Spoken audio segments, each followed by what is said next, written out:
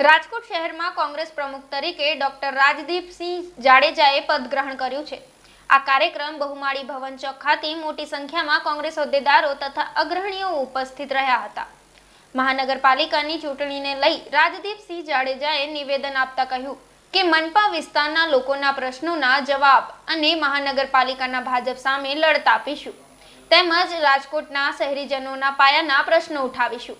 ખાસ કરીને આજે આપના દ્વારા ઇલેક્ટ્રિક મીડિયા, પ્રિન્ટ મીડિયા અને સમગ્ર રાજકોટના કોંગ્રેસના મુખ્ય આગેવાનો, વોર્ડ પ્રમુખો, કંટ્રોલ સેલ અને રાજકોટની આમ જનતા વતી મને જ્યારે રાજકોટ શહેર કોંગ્રેસ પ્રમુખ તરીકેની જવાબદારી માનનીય રાહુલ ગાંધી જે દિલ્હીથી એઆઈસીસી છે જ્યારે આપી છે, ત્યારે રાજકોટની અંદર પડતી મુશ્કેલીઓ લોકોને એના માટે વાચા એક કોંગ્રેસ પાર્ટી તરીકે વાચા પહેલા પણ બનતી અને અત્યારે પણ વાચા આપશું। સમગ્ર જનતાને નાના નાના પ્રશ્ને જે નાની નાની હાલાકી ભોગવવી પડે છે, પ્રિન્ટ મીડિયા અને ઇલેક્ટ્રિક મીડિયાના માધ્યમથી જે ક્યાંય ખ્યાલ આવશે કે અન્યાય થાય છે એ અન્યાયને દૂર કરવાનો પ્રયત્ન પહેલી પ્રાયોરિટી રહેશે। બીજી પ્રાયોરિટી કોંગ્રેસના સંગઠનને વેગવંતુ બનાવીને પ્રજાલક્ષી કાર્યો વધારેમાં વધારે થાય એ પેલો મારો ઉદ્દેશ રહેશે। સાથે સાથે યુવાનોને, વડીલોને અને મહિલાઓને કોંગ્રેસની અંદર જોડવાનું એક સંગઠન માધ્યમથી એક મુહિમ ચલાવવામાં આવશે।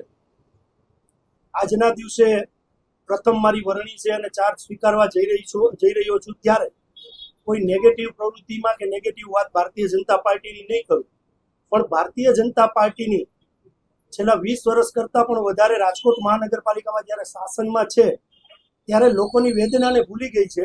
એ વેદના પાછી લોકોની યાદ આવે એવું ચોક્કસ આજના દિવસે હું આપ લોકોના માધ્યમથી કહેવા માંગુ છું કે સત્તામાં બેઠેલા લોકોની વેદના સમજાય એ પ્રકારનો આક્રમક કાર્યકર આવનારા દિવસોની અંદર કાર્યક્રમો રાજકોટ કોંગ્રેસ દ્વારા કરવામાં આવશે।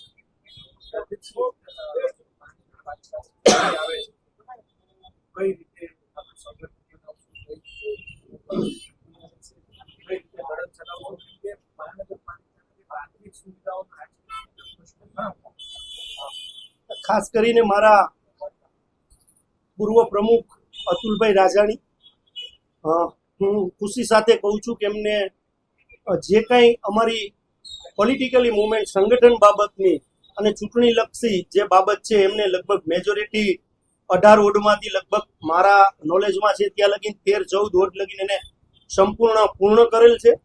એને મારે વેગવંતી કરવાની છે।